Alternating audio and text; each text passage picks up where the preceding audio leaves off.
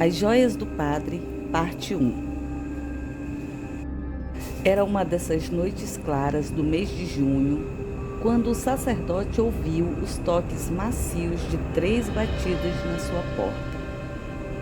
Um jovem de mais ou menos 16 anos para 17 estava parado na soleira da porta e trazia nas mãos algo embrulhado por um fino tecido acinzentado.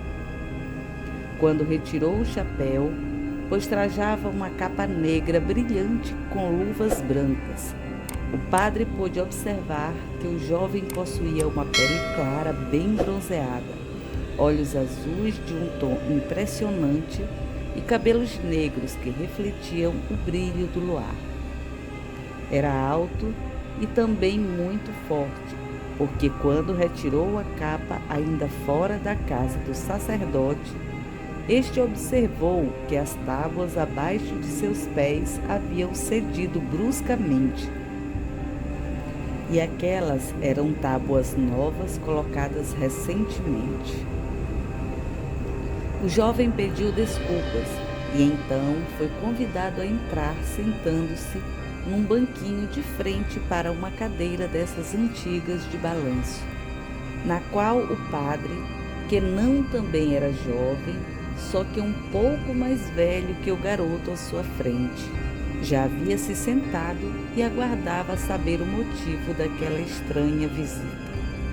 O jovem começou dizendo que não era daquele lugar e que só estava ali para deixar sobre os cuidados do padre algumas joias da família, as quais poderiam servir para ajudar a igreja local, já que sua família não precisava mais dos objetos. Segundo historiadores contemporâneos, o valor das joias chegaria hoje aos exatos 500 mil reais, se não tivesse se perdido misteriosamente nas curvas sinistras da nossa história.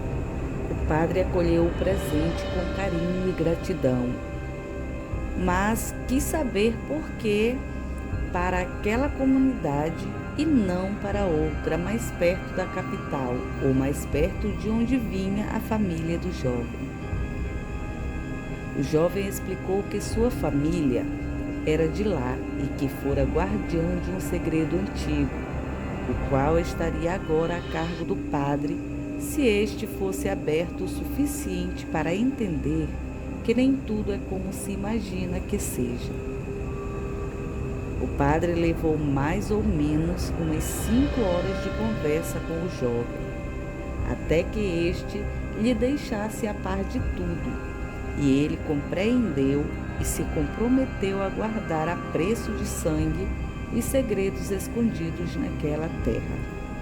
O jovem só não pôde falar muito de si, o que o sacerdote compreendeu normalmente, visto o tanto de coisas das quais havia ficado sabendo sobre aquele magnífico lugar. À exata 00:30, o jovem deixou a casa do sacerdote, indo em direção ao caminho que levava ao novo cais da cidade, o qual ainda estava em construção.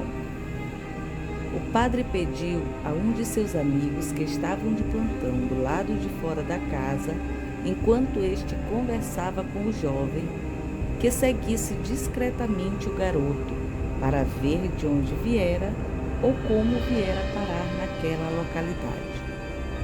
Um senhor de pele negra e alta estatura seguiu o jovem e só teve tempo de ver quando este desceu as escadas do cais, desaparecendo logo em seguida por trás de uma pedra que ainda seria ajustada no lugar. Depois daquela visita, o zelo do pároco com a igreja matriz redobrou, fazendo com que este exigisse que, acima do presbitério, ainda fosse colocado um mini palco de madeira bruta, pesada, a fim de elevar mais ainda o altar do pão. Na verdade, a peça de madeira estava sobre o que antes era a entrada para se chegar a uma porta de metal, a qual levava às profundezas de uma caverna. e a um dos segredos mais obscuros daquela região. Segredo que o sacerdote preferiu nunca conhecer. As joias foram mantidas guardadas por muito tempo e sempre se perguntavam onde elas poderiam estar realmente, pois o padre nunca dizia o local exato, apesar de tê-las apresentado publicamente em uma das celebrações dominicais daquele mesmo mês. Com o passar do tempo, sempre que havia uma necessidade na igreja, o padre recorria às joias e o problema era resolvido sem que fosse preciso desfazer-se de nenhuma delas.